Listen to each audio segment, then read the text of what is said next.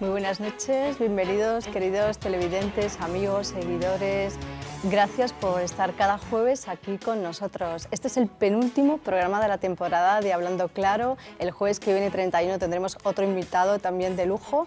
Estamos a punto de cogernos un descanso, yo diría casi merecido, todos los canarios, porque llevamos un año con una intensidad realmente importante aquí en las Islas Canarias, en España y en Europa. Y arrancamos hoy con una portada, titulares interesantes sobre el descenso de paro. Por fin en España, salvando decir que en Canarias ese descenso de paro todavía no se está dando como nos gustaría, sí en el resto de las 16 comunidades autónomas, pero por fin en cifras oficiales que han salido hoy en los diferentes medios de comunicación podemos hablar de esa reactivación económica y de esperanza para muchos miles de familias españolas en este momento, que esperamos que también nos lleguen pronto para Canarias.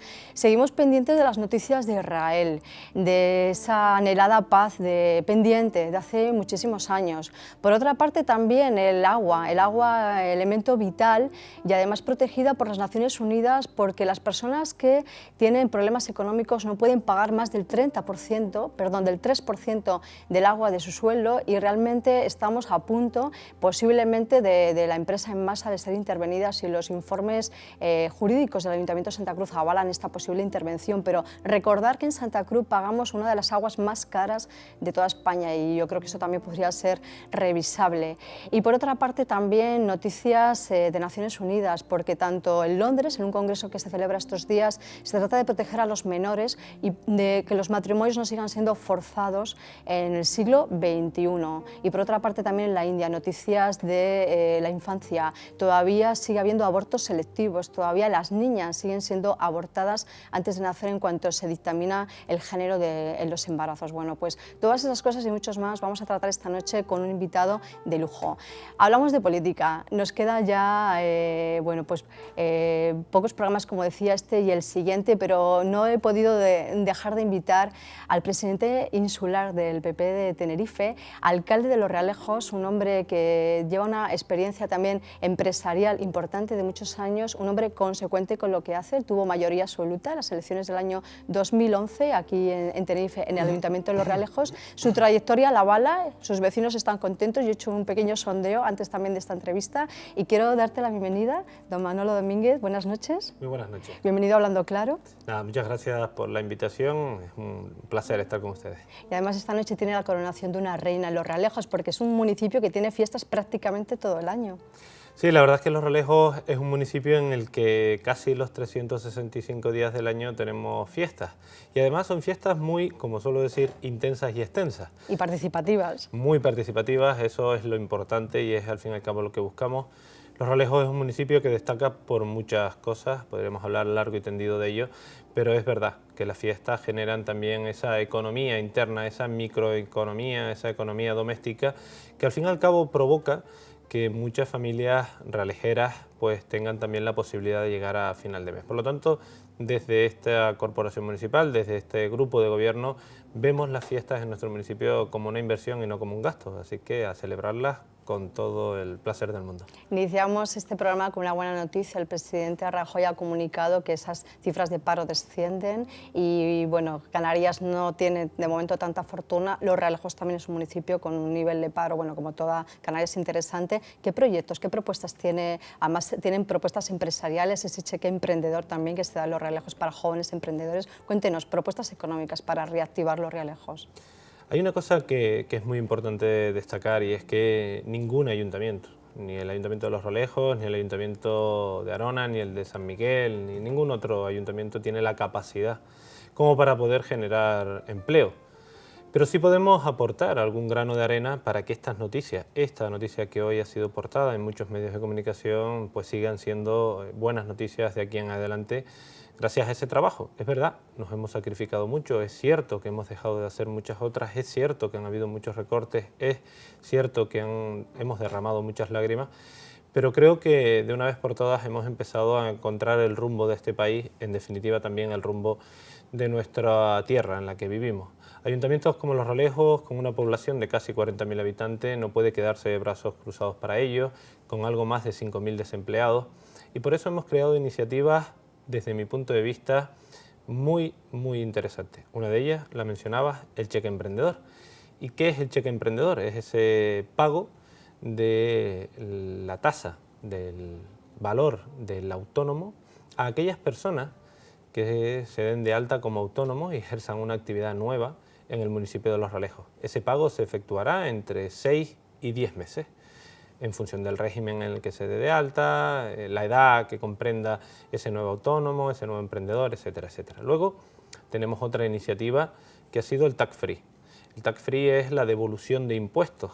Nosotros, a aquellas personas que instalen una nueva actividad, desarrollen una nueva actividad en el municipio de Los Realejos, le devolvemos hasta 2.750 euros aproximadamente aquellos impuestos de basura, de vados, de vehículos, de zanja, licencias de apertura, pero también vale como justificación los gastos de notaría o de publicidad.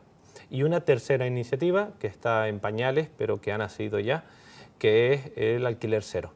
Alquiler cero es el apoyo a la creación también o al desarrollo de nuevas actividades en las zonas comerciales abiertas de nuestro municipio. Son 5 las que tenemos, en donde si usted instala una nueva empresa en esa zona comercial abierta que no sea competencia de las que ya existen, pues tendrá una subvención del alquiler al 100% durante 6 meses. Por eso hablamos del alquiler cero. Lo que está comentando solamente es para personas empadronadas en el municipio de Los Realejos, o alguien que sea un emprendedor que quiera emprender en Los Realejos y no esté empadronado también puede acceder a este tipo de subvenciones. Sí, no tiene por qué estar empadronado en el municipio de Los Realejos. Todo aquel que ejerza una actividad en el interior de Los Realejos está o puede acogerse a estas subvenciones. ¿Por qué? Porque nuestra red empresarial de pequeño y mediano comercio, Los Realejos es un claro ejemplo de ello, del pequeño y mediano comercio, necesita de una mayor rotación, necesita de una mayor oferta, necesita de unos mayores atractivos. Por lo tanto, lo que estamos persiguiendo es que los que han sobrevivido a esta tormenta, pues también tengan ahora la oportunidad de continuar, y para ello toda esa rotación, esa creación de nueva actividad, esa atracción de nuevo público objetivo, pues le vaya a beneficiar, y ese es nuestro claro objetivo en estos momentos. Habrán nuevas iniciativas también para los que ya están a partir de este ejercicio 2015, pero todavía estamos en la elaboración de presupuestos, por lo tanto no puedo adelantar mucho más. Pendientes estaban también de adjudicación de viviendas por parte del Gobierno de Canarias. ¿Se solucionó también ese tema? Bueno, este ha sido quizás una de las batallas más intensas que he tenido desde que soy alcalde en el municipio de Los Realejos. Creo que no queda realejero ni realejera que no conozca cuál ha sido la actividad que ha desarrollado este grupo de gobierno y personalmente yo para conseguir que ya de una vez por todas tengamos una respuesta afirmativa por parte del gobierno. Y me explico. Hace 4 años, algo más de 4 años, que 11 viviendas en el municipio de Los Realejos están terminadas, construidas, hechas solo para entrar a vivir en ellas. Y Los Realejos tiene una alta demanda de viviendas. Yo creo que es el segundo problema que vivimos en Los Realejos. Primero el desempleo y luego la vivienda. Por lo tanto, a esas personas demandantes de viviendas, el Gobierno de Canarias hasta en 4 ocasiones le ha solicitado la misma documentación. Hemos llegado al punto, lamentable desde mi punto de vista, de manifestarnos, primero el grupo de gobierno, luego la corporación municipal, un tercer paso ya con vecinos, y nos quedaba un cuarto. Lo que pasa es que la consejera pues me llamó, llegamos a un acuerdo y nos dimos de plazo hasta este verano. Este verano significa que ya hemos recibido una llamada para solicitarnos el lugar en donde se va a celebrar esa entrega de viviendas, algunos aparatos técnicos para poder celebrar ese sorteo, porque hay que decirle a los vecinos que se hará a través de sorteo, y por lo tanto creo que vemos ya el puerto donde vamos a atracar. Es decir, creo que ya serán entregadas en este verano esas viviendas a los vecinos que tantos años llevan esperando por ellas. Pues realmente felicito a esos vecinos que además se lo merecen. Y con todo el cariño además, porque la vivienda, el empleo, si hablamos también de dependencia. La semana pasada el estudio que se hace a nivel nacional sobre dependencia, Canarias suspendía no solamente ya en menos recursos, sino además en cómo se gestionan inadecuadamente.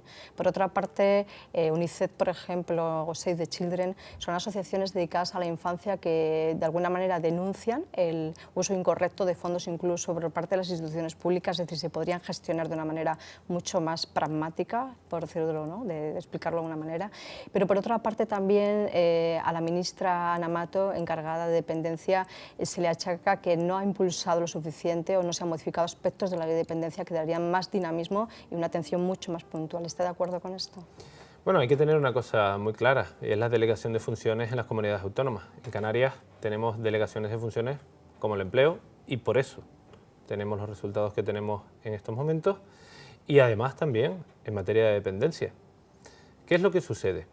Que cuando todo iba bien, cuando estábamos en épocas de vacas gordas, así decimos en el argot normal de la calle, todo era un camino de rosas, aquí no era culpa de nadie, sino méritos de todos. Y me explico, el Gobierno de Canarias en ningún momento utilizó una estrategia como la actual para mirar siempre hacia Madrid, en todo, en absolutamente todo, hasta el cierre del anillo insular, que siempre ha sido competencia de la comunidad autónoma. Luego hablamos del anillo insular también. Por eso es que me viene a la mente muchos temas en los que el Gobierno de Canarias ha intentado balones fuera. Y yo creo que eso es sumamente injusto. A nadie se le escapa cómo nace la ley de dependencia.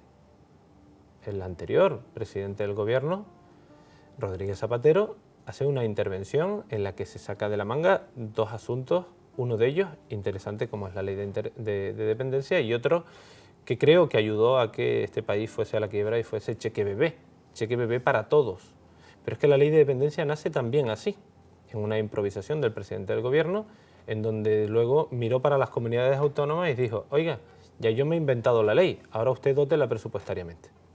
En ese momento la queja no fue muy alta, claro, había mucha relación con el Partido Socialista desde Canarias en ese momento y hoy en día mucho más. ¿Cree que ese cheque bebé era una forma de clientelismo político? Yo creo que fue un grave error. No es justo que todos hayamos podido acceder a ese cheque bebé. Yo creo que para algo tenemos esas rentas. No todos hoy en día podemos acceder a las ayudas de dependencia que tenemos los ayuntamientos o a las ayudas de emergencia social. Por lo tanto, si no todos podemos acceder a esas ayudas de emergencia, ¿por qué si todos podíamos llegar a esa situación? Por lo tanto, yo creo que se ha convertido o se convirtió en su momento en un absoluto clientelismo por parte del Gobierno central. Pero toda esa política de improvisación llevó a que la ley de dependencia también tuviese algunas lagunas. Yo estoy convencido de que la ministra en estos momentos estará en el trabajo y está en el trabajo. Tengo muy buena relación con algunos directores generales, está en el trabajo de esa ley de dependencia. Pero bien, que a nadie se le escape que las competencias están delegadas y en ese sentido hay que tener bastante claro hacia dónde hay que poner el punto de mira. No cabe todo y no vale todo en esto de la política y ya el ciudadano cada día se va alejando un poco más de nosotros por el tú más. Yo creo que el tú más es el grave error de la política. La escollera de San Andrés también es en tú más, con la ministra de Fomento, con el alcalde de Santa Cruz, con el pueblo de San Andrés, pueblo de pescador. Sí, es cierto que ha sido uno de los grandes debates y de sigue las siendo grandes peleas. un debate. Ya ayer la ministra lo dijo en la inauguración del cierre del anillo insular. Desde el primer momento, y además aquí quiero destacar una cosa importante, el Partido Popular de Santa Cruz, Cristina Tavío, ha hecho un trabajo intenso en el Ministerio.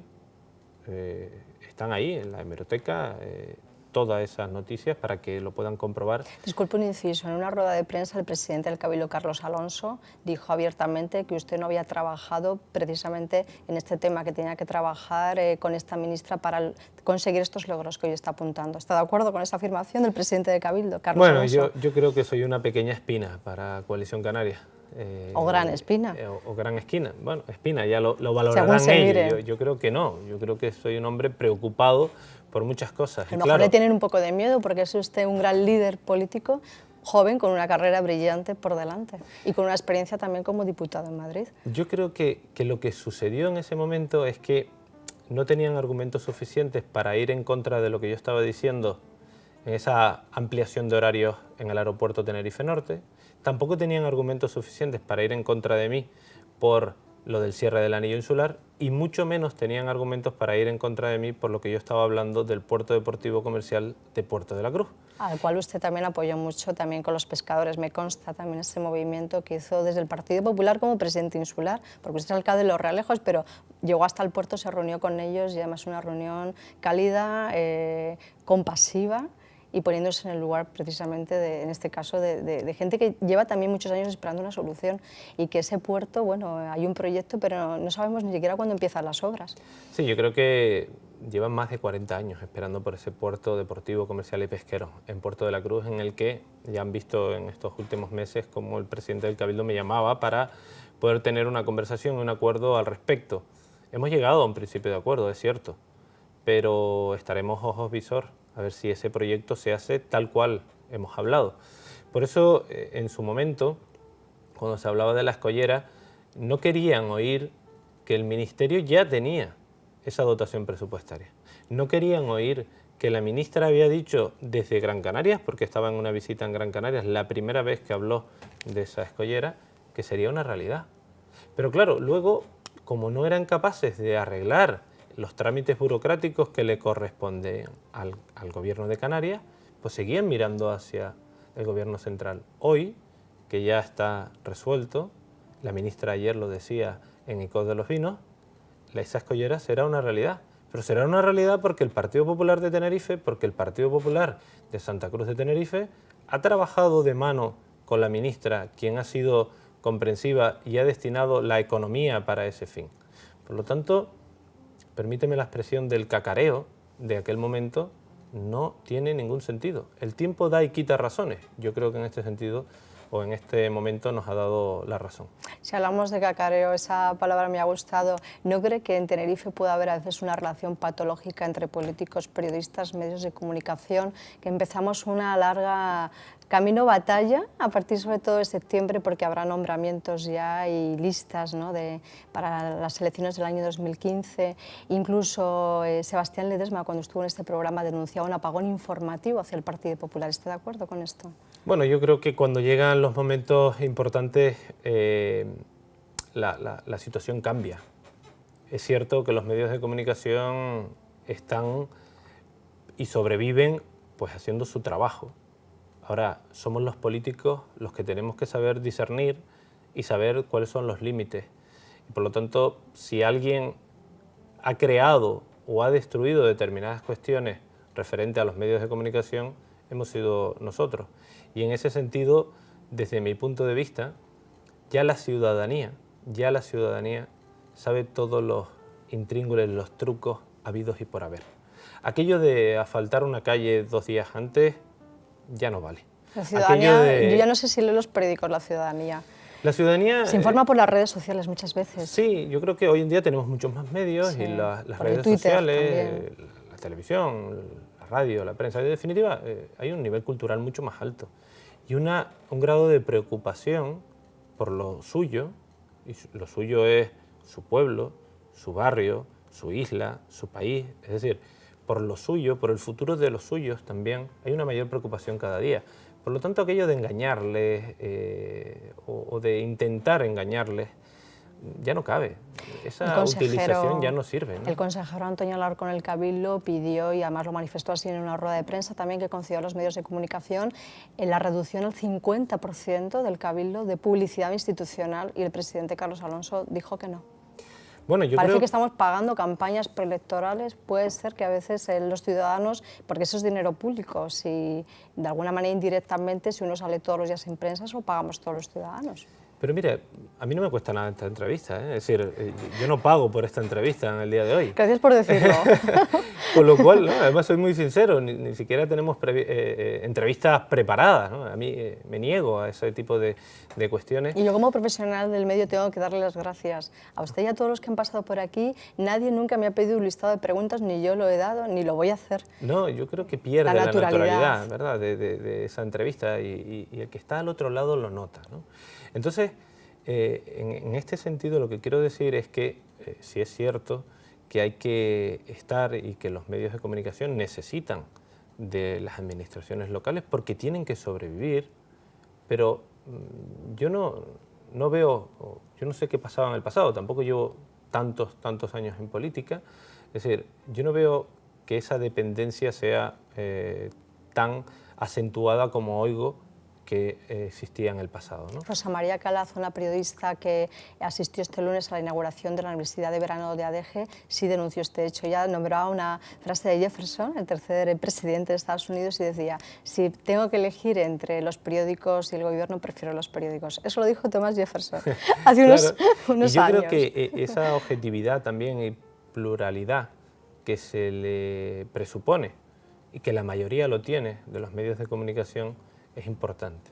Además, hoy en día ya el lector, sobre todo el lector, bueno, y a lo mejor sucede menos en las televisiones, en las radios y en la prensa escrita, probablemente ya sabemos cuáles son las tendencias de cada uno de los medios y yo, por ejemplo, digo, oye, voy a leer El País para ver qué está diciendo la otra parte.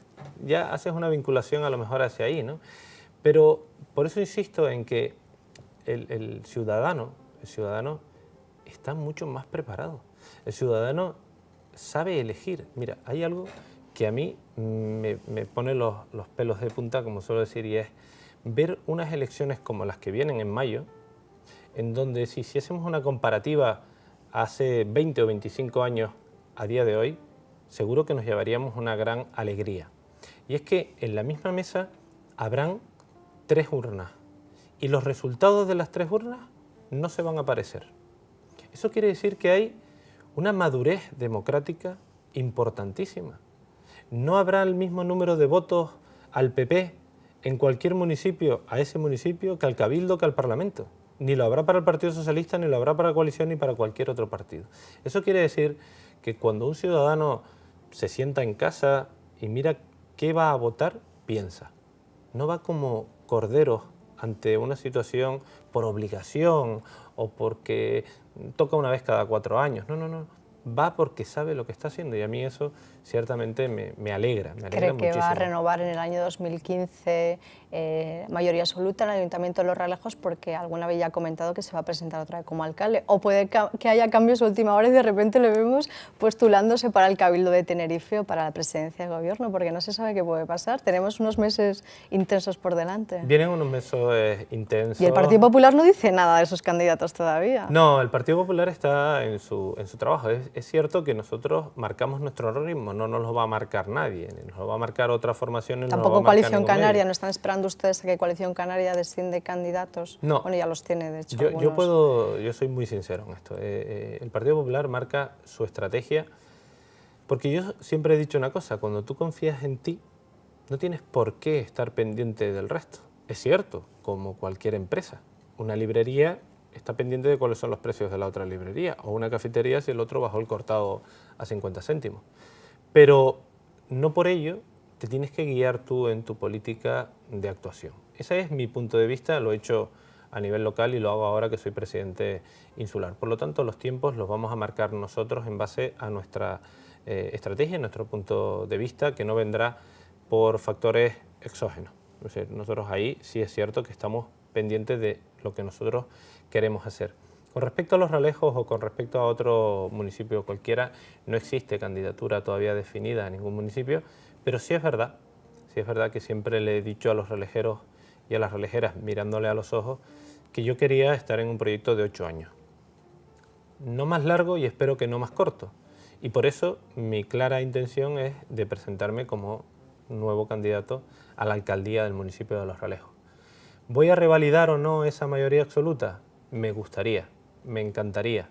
Creo que es la mejor fórmula para que un municipio salga adelante. Coalición Canaria está muy desarticulada y en Los Realejos. Bueno, yo nunca me fío de estas situaciones, yo no doy nada nunca a la improvisación y por lo tanto hay que estar atentos. Ha habido mucho ruido en estos últimos días. Es verdad que a todo el mundo le parece que está desestructurada, pero a veces creo que hay que estar atentos a qué es lo que sucede con esas situaciones que a lo mejor de cara a la galería son muy ruidosas, pero internamente lo que están haciendo es reestructurándose y para eso desvían la atención hacia otro lado. Por lo tanto, yo nunca me fío de estas situaciones. Tampoco se fía del PSOE. El consejero del Cabildo, Miguel Ángel Pérez, podría ser un rival a la alcaldía en el año 2015. Yo creo que cualquiera que se presente bajo una formación política seria es un rival a la alcaldía en el municipio de Los Rolejos.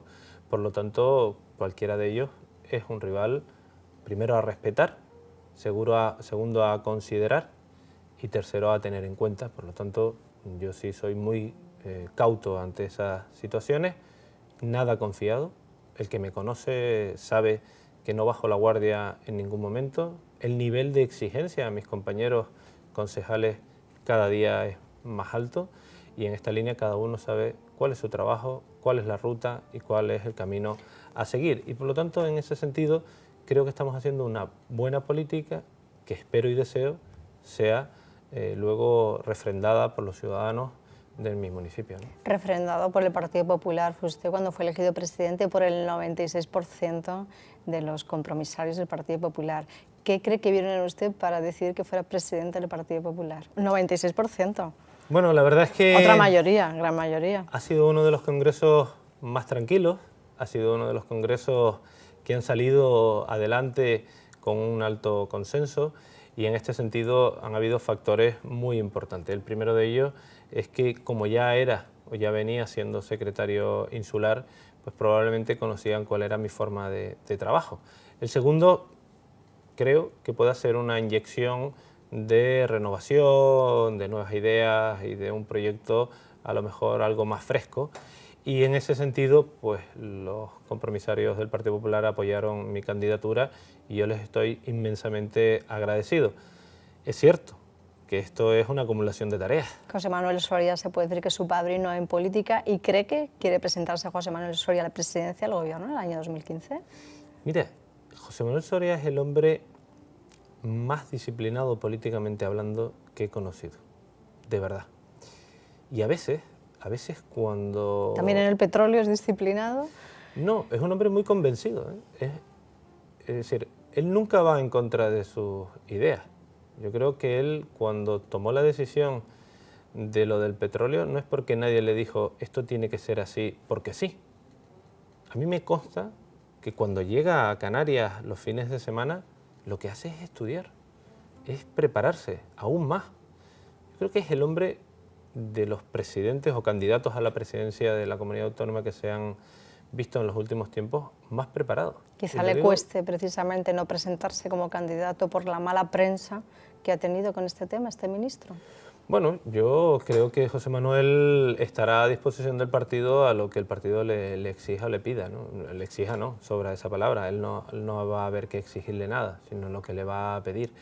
Por eso, a veces, cuando miro escalafones un poco más abajo y veo la reticencia de determinadas personas a hacer algo por la formación política a la que te has presentado voluntariamente, me da un poco de coraje, lo digo sinceramente, porque cuando ves a una persona como él, ministro, presidente del partido, ha sido consejero, es decir, un hombre que ha llegado a hacerlo casi todo en política, y el hombre dice, aquí estoy para lo que el partido me necesite, y luego ves en otros niveles esa negativa, esa estampida, como ha sucedido en Santa Úrsula o lo que hemos vivido en municipios como Candelaria, de verdad que me frustra un poco, porque al final digo, ¿y para qué estabas? ¿Ciertamente estabas tú para defender los intereses de tus ciudadanos o para defender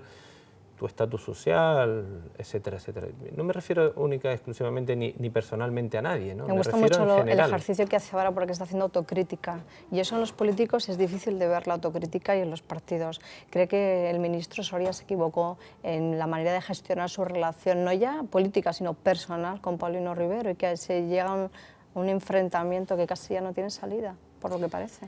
Yo creo que José Manuel, y ayer lo refrendaba la ministra Ana Pastor en la inauguración de ese anillo insular, ha estado, digamos, a la orden del gobierno autonómico, ha estado a disposición y con absoluta lealtad. Ayer lo dijo, no sé si fueron 3 o 4 veces la ministra en su intervención. mirándole a los ojos al presidente del gobierno y diciéndole: estoy a la disposición absoluta y soy leal. Con lo cual, en ese sentido, yo creo que todo esto va marcado más por una estrategia. Cuando uno escribe, tiene que ser consecuente porque eso tiene memoria. Y por lo tanto, cuando uno hace un programa electoral, tiene que fijarse en que lo que pone en ese programa electoral es un compromiso real. Y si no lo cumple, explica por qué no lo cumple. Eso lo ha hecho el Partido Popular. ¿Usted se puede decir, certificar que cumple con su compromiso electoral en Los Realejos? Yo personalmente puedo decir que sí. Yo creo que llevamos algo más del 80% en la ejecución del propio programa electoral. Y ahora, a estas horas de la noche, si fuésemos a mi despacho y abriésemos la primera gaveta, lo primero que encontraríamos sería el programa electoral con el que nos presentamos en el año 2011 y seguidamente cada uno de los programas de barrio. Además, si abriésemos ese programa veríamos con un bolígrafo cómo están tachadas aquellas cosas que están ejecutadas y al lado de cada una de las que no están ejecutadas el porqué, o si están encargadas a algún concejal específico. Si hablamos de alumbrado público, que ha habido una cierta polémica con la concesión y una indirecta o presunta relación con Luis Soria, el hermano del ministro, ¿algo que quiera aclarar respecto a esa situación? Bueno, yo la verdad es que en ese momento tenían que haberme visto la cara. Primero porque creo, y además dejo el creo por si en algún momento he tenido alguna conversación con Luis Soria, creo que nunca he tenido una conversación con él. Puedo confirmar que nunca ha estado en mi despacho. Y en tercer lugar, que es un pliego de condiciones subcontratado, revisado por los técnicos, magníficos técnicos del Ayuntamiento de Los Realejos, y que aquí ha habido una transparencia absoluta. Un documento, en cuanto al pliego se refiere, y una adjudicación absolutamente transparente a disposición de quien quiera y para el análisis de quien quiera. En este sentido, a mí me ha sorprendido muchísimo, muchísimo, y por eso hablaba antes de que en determinadas ocasiones soy una espina para determinadas personas. Me ha sorprendido muchísimo cómo han intentado vincularme directamente en un aspecto que lo que están buscando es resolver una pelea de terceros. Y por lo tanto, creo que el mensaje ha llegado. Y les he dicho: oiga, aquí todos utilizamos las mismas armas. Y si seguimos en la misma línea, utilizaré yo las mías, en cuanto a aperturar ese expediente, ponerlo sobre la mesa, pero también solicitar que determinados expedientes de otros lugares se pongan de la misma forma y en el mismo lugar que el mío.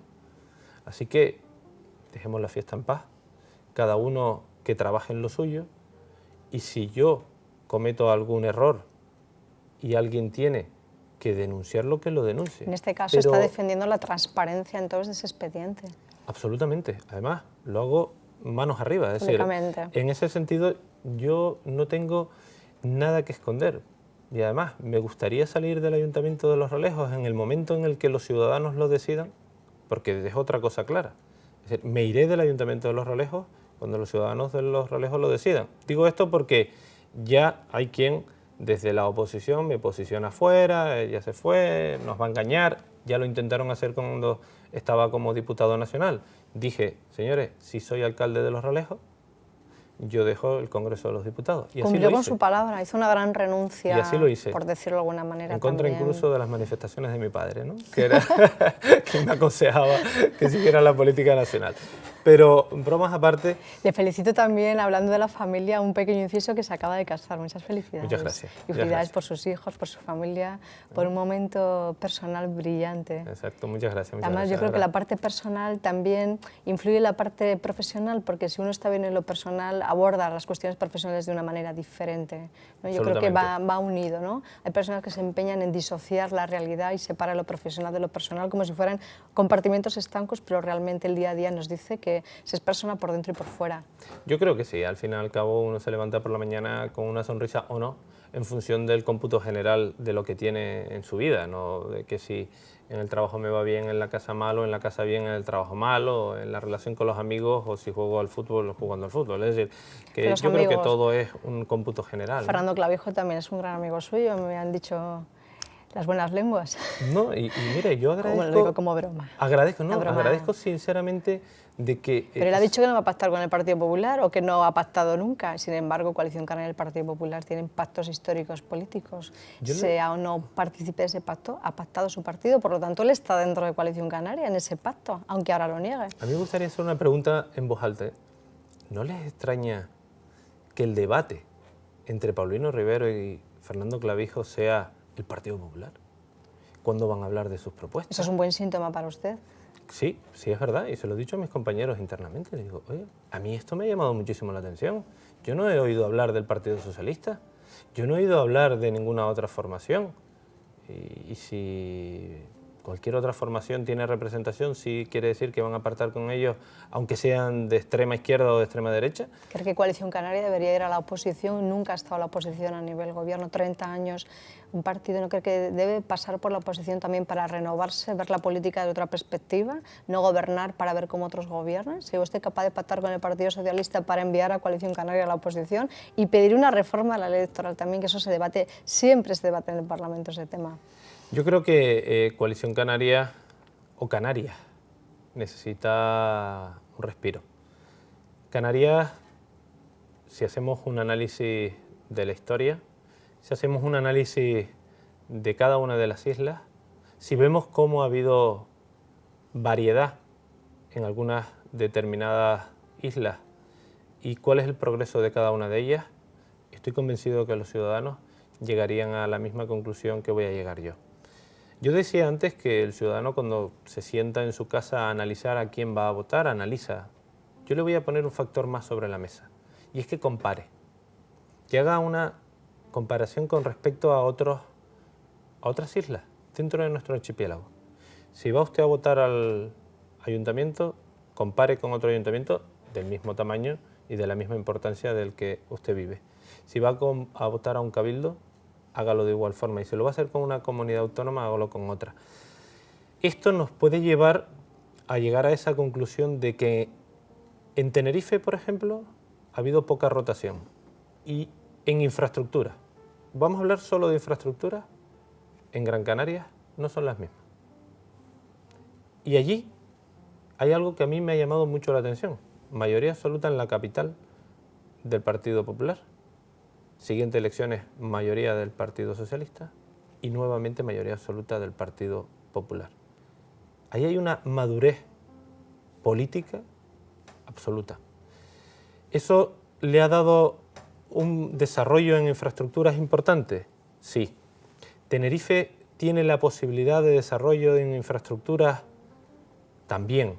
Hemos conseguido, por ejemplo, que nuestros puertos y aeropuertos estén en la red transeuropea. ¿Qué quiere decir eso? Que tengamos financiación desde la Unión Europea y muchas otras cosas más. ¿Respalda con esto también la privatización de AENA en el 49%?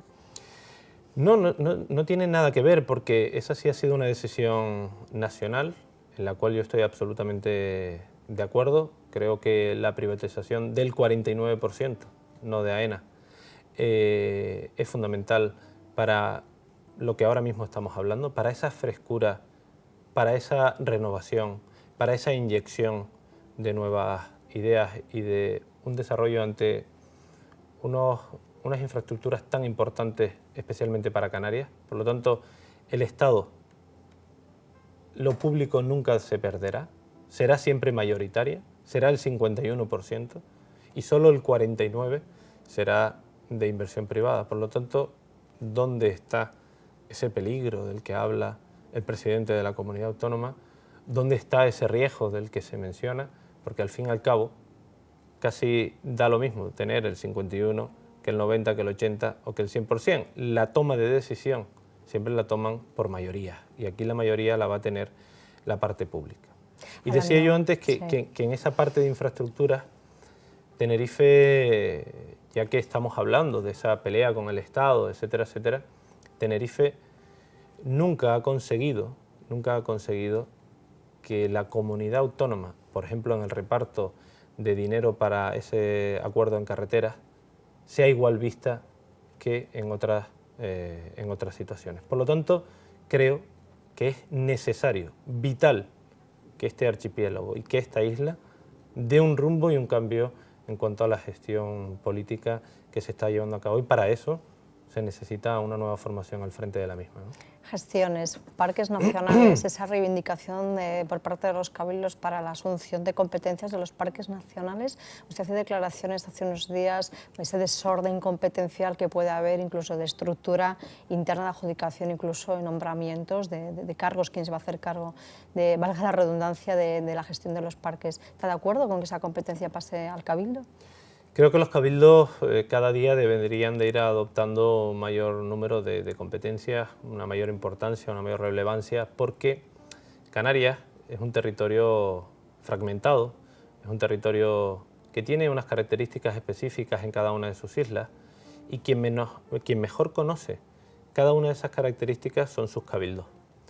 Los cabildos siempre los comparo con el gran ayuntamiento de la isla, en donde pues a lo mejor en islas como Tenerife o Gran Canaria pues tienen una afección menos directa hacia el ciudadano, pero en islas como El Hierro, como La Gomera, pues tienen una atención directa hacia el propio ciudadano, con lo cual conocen algo más, el qué y el cómo.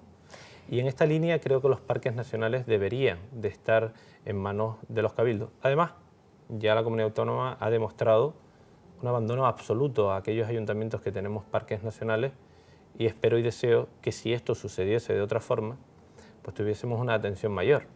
Desde el año 2010 hay transferencias a la comunidad autónoma y esas transferencias no están llegando a los ayuntamientos, al menos al de Los Realejos no ha llegado ni un solo euro. Claro, les corresponde una parte. Y hablando del Cabildo de Tenerife, el Cabildo ha tenido un afán de alguna manera de adquirir y gestionar empresas que ahora la mayoría son ruinosas.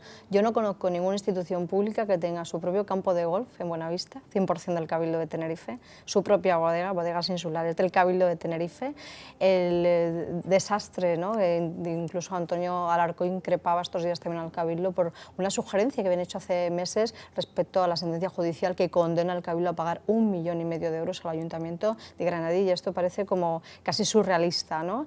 ¿Qué opinión le merece la gestión del Cabildo? Sobre todo en los últimos años a nivel económico, quizás se ha deshumanizado mucho, demasiada economía invertida en cosas que no le corresponden a una institución pública, sino a la parte privada, y los ciudadanos desatendidos de alguna manera. Yo creo que la administración no está para salvar a aquellas empresas que vayan a fracasar o no. El libre mercado nos podrá decir si necesitamos 1, 2, 3 o 50 campos de golf. El libre mercado nos dirá si necesitamos 1, 2 mataderos. El libre mercado nos dirá si necesitamos 1 o 2 o 3 casinos. El libre mercado, en definitiva, es la que nos podría decir qué es lo que necesita y qué es lo que no se necesita en determinados lugares, hablando de productos y servicios en cuanto a lo que entendemos todos como una empresa. El Cabildo se ha dedicado a salvar una granja en Santa Úrsula, un matadero, etcétera, etcétera, y podríamos estar hablando largo y tendido sobre ello, obviando y dejando de invertir en otras cuestiones que probablemente hubiesen beneficiado mucho más al ciudadano. Y no se me caen los anillos por decirlo, en situaciones como la ayuda al pago de la seguridad social para esas nuevas contrataciones, por ejemplo, eso es una buena medida. ¿Cree que podría tildarse esta medida que acaba de decir como un poco socialista? No, yo no creo que sea socialista, yo creo que el tiempo lo ha ido demandando y ha sido atendida. Por lo tanto, si nosotros hubiésemos tenido un cabildo que se hubiese olvidado de gestionar aquello que ya lo gestiona el libre mercado y se hubiese preocupado más por las personas, quizás hoy Tenerife tuviese unas cifras de desempleo y de pobreza inferiores a las que tiene. Porque esa es su competencia, no es competencia de otros, es competencia de ellos atender cuestiones como las que acabo de mencionar en nuestra isla, ¿no? Le voy a plantear una cuestión de compromiso sobre la mesa aquí en Hablando Claro. ONGs, asociaciones, agricultores, bodegueros, empresarios, a veces me comentan por qué el Partido Popular no es más enérgico en su oposición en el Cabildo de Tenerife. Es como muy consensuado, pacto de caballeros, pero con un 33% de pobreza infantil, un 40% de paro, no podemos hacer pactos de caballeros en Tenerife. Yo creo que con los hospitales del norte y del sur también pendientes. nosotros hemos sido bastante críticos. Ahora, yo he tenido la oportunidad de estar en un gobierno en pacto, de estar en la oposición y ahora en gobierno en mayoría. Y me ha dado el tiempo, la posibilidad de aprender determinadas cuestiones. La riña por la riña, la pelea por la pelea y la crítica criticona, como yo la defino, creo que no tiene resultado. Al final lo que hace es que el vecino no te escuche. Y yo creo que la política que hemos llevado desde el Cabildo ha sido una política de consenso en aquello importante y de decir las cosas claras en lo que creemos también que es importante y que los otros no quieren consensuar. Cuando se atiende a un sector de esta población, pues de relevancia, y no quieren ni escucharles ni atenderles, ahí estamos nosotros, y hemos llegado incluso a que ellos adopten determinados acuerdos gracias a nuestra presencia. Por ejemplo, Puerto Deportivo Comercial y Pesquero del Puerto de la Cruz. Ese va a ser un proyecto de futuro porque la empatía que hemos conseguido con los ciudadanos de la zona nos ha permitido transmitírsela al Cabildo. ¿Haría reducción usted de municipios en toda España, en concreto en Tenerife? Y la propuesta que Mariano Rajoy se ha comentado públicamente, lo ha dicho públicamente, en las próximas elecciones o cuando pueda ser, de que los alcaldes que ganen realmente sean los que gobiernen. ¿Le parece esa medida adecuada y reducción de municipios también? En cuanto a la reducción de municipios, yo creo que Canarias, que es un municipio fragmentado, como decía anteriormente, no tiene la posibilidad de esa división o de esa reducción de municipios, pero sí tiene algo muy importante que son las mancomunidades. Llamemos mancomunidad o llamémoslo de cualquier otra figura, al final el objeto o el fin es lo que vale la pena destacar, y es que la unión de determinadas administraciones puede llevar no solo una mejor prestación del servicio, sino ahorro económico por aquello de las economías de escala.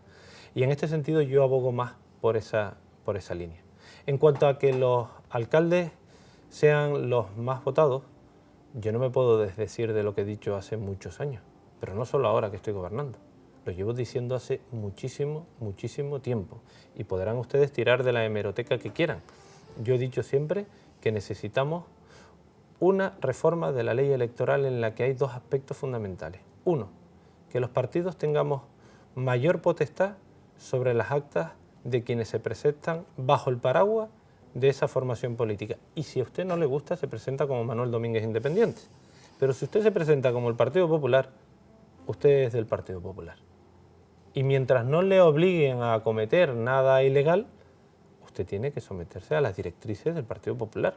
Porque hoy estamos aquí en Canal 4 y yo me imagino que si bien no te dicen cuáles son las preguntas, ni a quién, ni cómo, ni dónde, si es cierto que la entrevista no la puedes hacer a la hora que quieras, ni utilizar las cámaras en el sentido que quieras, ni ir con el cámara que te apetezca a hacer una entrevista en la calle. Creo que hay una directriz y siempre todo barco lleva un capitán. Esa es una de las partes que yo reformaría de la ley electoral. Y la segunda, como he dicho siempre, es que creo que los pactos son un trueque, un intercambio de cromos. Y si tú me haces esto, yo te apoyo en lo otro. Y eso, al final, quien lo paga es el que está al otro lado de la cámara.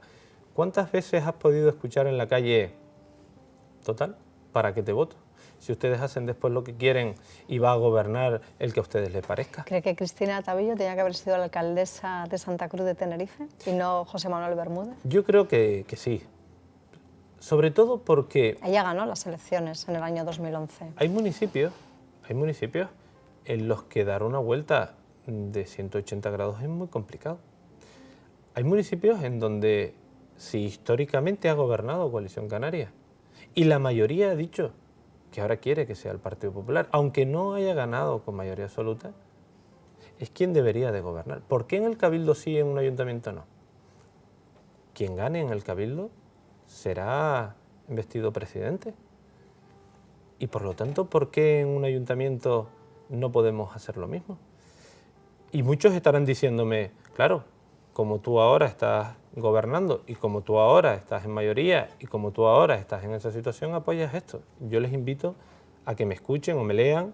Hace muchos años, cuando no estaba como alcalde en este municipio, decía lo mismo que estoy diciendo ahora, por lo tanto creo que es una iniciativa con todos los matices que pueda tener, con todos los perfiles que haya que arreglar y con todas aquellas letras pequeñas que haya que poner un poco mayor, pero creo que es una ley que hay que atender de forma inmediata.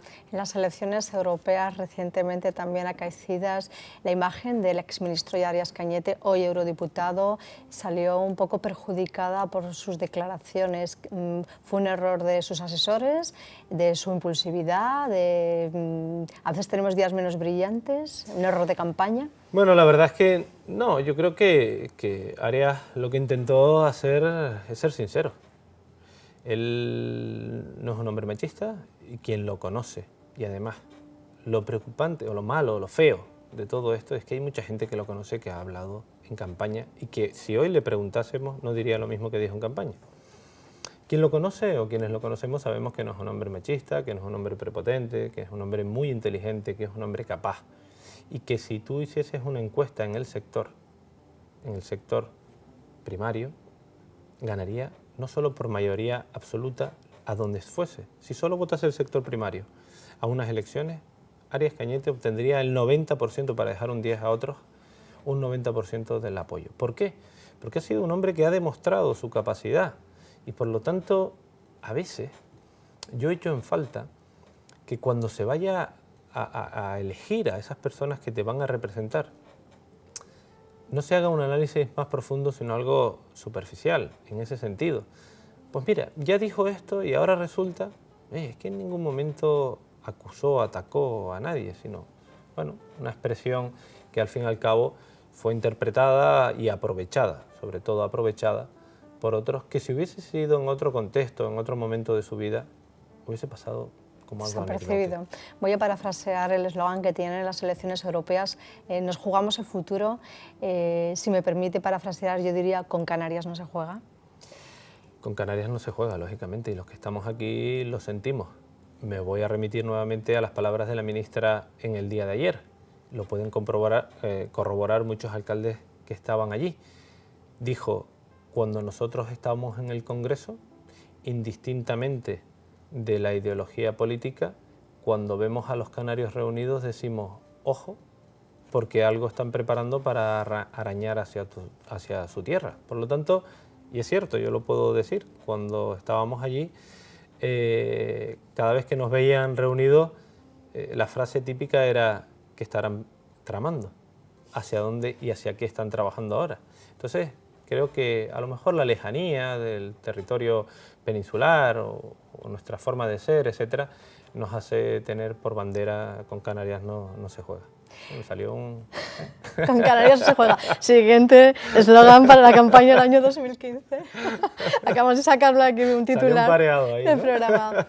Pues hablamos de Los Realejos con todo cariño porque tiene la iglesia más antigua de toda Canarias, o de las dos que hay, ¿no?, que son las más antiguas de Canarias. Una está en Los Realejos con una tradición, la Cruz Santa. Y estuve viendo, porque a mí me encanta la historia, la antropología, y tiene un corte arquitectónico templario.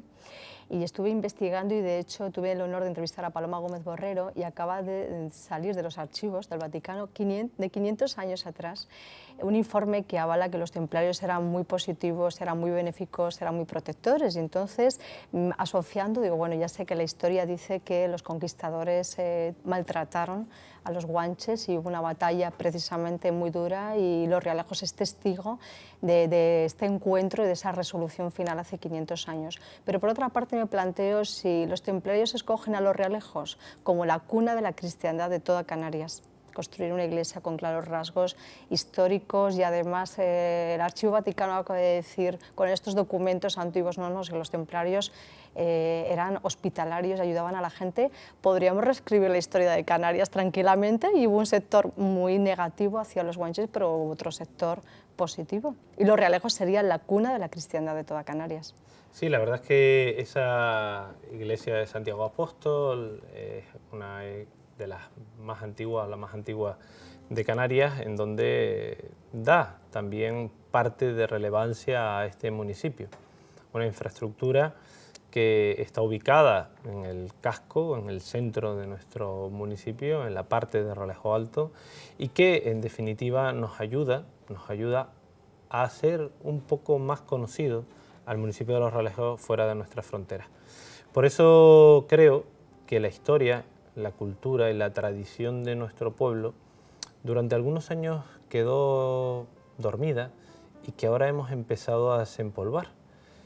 Nosotros creemos que hay determinados factores, hablaríamos de otros si quieres, pero determinados factores como es nuestro patrimonio arquitectónico, que nos da un plus, nos da una ventaja competitiva con respecto a otros lugares, no solo de esta isla, sino del archipiélago canario. Y por lo tanto, es ahí donde estamos incidiendo en nuestro trabajo para hacerlo saber a los demás.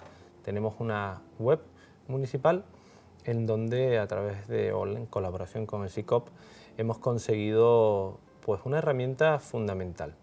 Hoy puedes entrar en esa web, ver la iglesia de Santiago Apóstol, la Virgen de Remedios, y pinchando en cada uno de los elementos, incluso los elementos más pequeños, podrás ver cuál es su historia, si son donadas, si son conseguidas o obtenidas, cuál es la fórmula, cuántos años tienen, cuál es su valor, es decir, cuál es su historia, es decir, su desarrollo un poco de análisis del mismo elemento, etc. Y esto, ¿cómo lo hemos conseguido? Gracias a la hemeroteca, gracias a los estudios, gracias a todo, pero también gracias a la colaboración ciudadana. Muchos vecinos nos escriben y nos dicen pues cuál ha sido su experiencia, cuál ha sido su historia, datos que te llevan también a abrir otra puerta.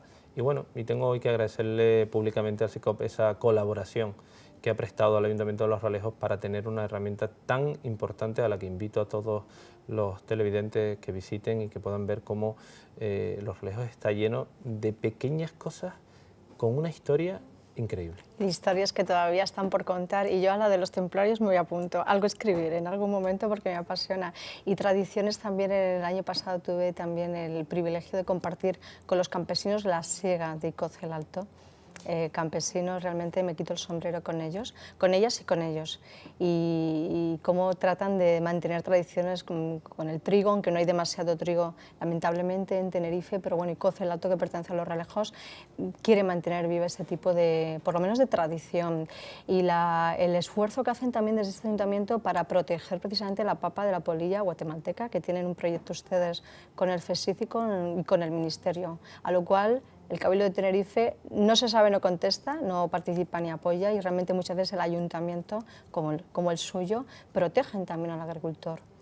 Hay una cuestión también importante, ¿no? Yo siempre he creído que indistintamente de que un pueblo tenga su idiosincrasia, su forma de ser, luego cuando vas deshojando la margarita, cada rincón de ese pueblo también tiene su forma de ser. Icoz del Alto es un sitio curioso. Es un sitio a estudiar. Un poquito parecido a Perú. Sí, lo digo sinceramente, porque si hablamos del cochino negro, hablamos de Icoz del Alto. Si hablamos del trigo, hablamos de Icoz del Alto. Si hablamos de la papa bonita, hablamos de Icoz del Alto. Por lo tanto, es un rincón de nuestro municipio, con algo más de 3.000 habitantes, que está lleno de historia, y de una historia muy vinculada al sector primario. Muy vinculada al sector primario, tanto a la ganadería como a la agricultura. Yo sé que le gusta a usted también la caza, que hace deporte. Me preguntaba, ¿y si caza un conejo luego lo sabe cocinar o le tienen que ayudar en casa? No, me tienen que ayudar. Yo en la cocina no soy muy buen cocinero. Tengo algunos platos concretos, pero el conejo, que digo que es uno de mis platos preferidos, y si no, que le pregunten al concejal de Obras y Servicios para que vean que puede verificar lo que digo. Yo creo que un buen plato de conejo en salmorejo con unas papas bonitas arrugadas es el mejor plato que uno puede disfrutar, y lo digo muy sinceramente. Y con un vino canario. Y con un vino canario, pero en este sentido yo sí que no sé prepararlo. Puedo atreverme a hacer las papas, pero no atreverme a hacer el conejo, por lo tanto en ese sentido no soy capaz. Pero sí, es cierto que me gusta la caza, es cierto de que es una actividad que me ayuda también a estar fuera de este día a día bastante intenso y extenso. Y que, bueno, no en vano, en estos días, en este próximo pleno del Cabildo de Tenerife, presentaremos una iniciativa tras una reunión que he mantenido con la Asociación de Cazadores y elevada al compañero Antonio Alarcó, y la presentaremos al Cabildo en estos próximos días. Espero y deseo que con el apoyo de las otras formaciones políticas, porque lo que buscamos es la fortaleza de una actividad deportiva en nuestro municipio, llámese la Caza del Conejo, de la Perdiz o de la Codorniz, que genera también una economía deslumbrante para muchos. Si muchos se pusiesen a hacer números, lo que supone en economía interna a esta isla o a este archipiélago la caza, se llevarían una gran sorpresa, de verdad. Sorpresa os la voy a pedir para otro programa cuando le volvamos a invitar, porque si va a ser candidato a los Realejos, a la alcaldía, al Cabildo o a la presidencia de gobierno, me encantará que nos lo cuente aquí. Se nos fueron los minutos. Gracias por una entrevista tan entrañable. Le felicito también por el apoyo que da Aldeas Infantiles al lugar de acogida que tienen de día, por trabajar por la infancia también, que también es fundamental. Y le deseo muchos éxitos en su carrera política. Nada, muchísimas gracias. La verdad que es un placer estar aquí contigo y en esta casa. Así que a la entera disposición cuando estimen oportuno. Felices vacaciones también de verano, que no sé si las va a tener, pero bueno, le deseo un buen verano. Los Rolejos es un municipio que no te permite en el mes de agosto estar de vacaciones, así que ya hemos disfrutado de esos días de vacaciones. Ahora estar con los vecinos y vecinas que llevan más de un año trabajando para mostrarnos a todos sus fiestas en cualquier rincón.